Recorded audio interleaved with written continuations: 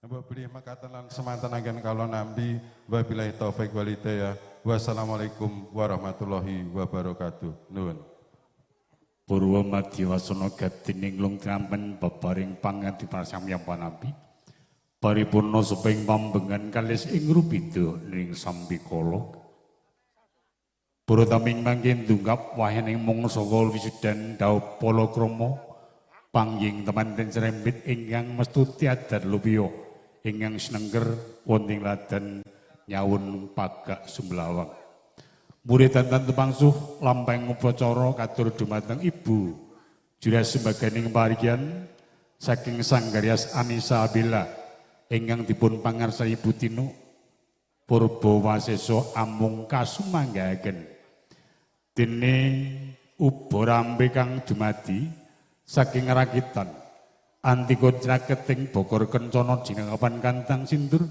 mugi keparing katata katiti kanthi permati ing pengajap mridatan hangu cemik lamun kadulu ingkang sami anjenengi dina mangke purna tumapaing tindak panggi kalajengaken tumapaing titilaksana upacara adat adang-adangan olah buka ugi winatan tumapaing upacara bubak kawah para tamu kasun derek jurung pandonga mugi tumapaing titilaksa pangging temanten mangki purwa madya wasontan manggiru beda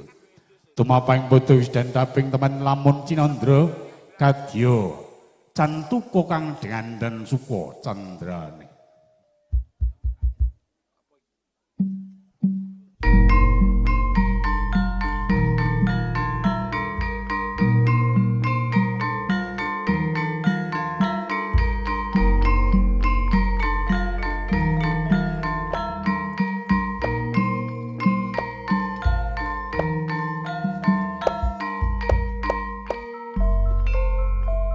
Piwulang suci wis ngarani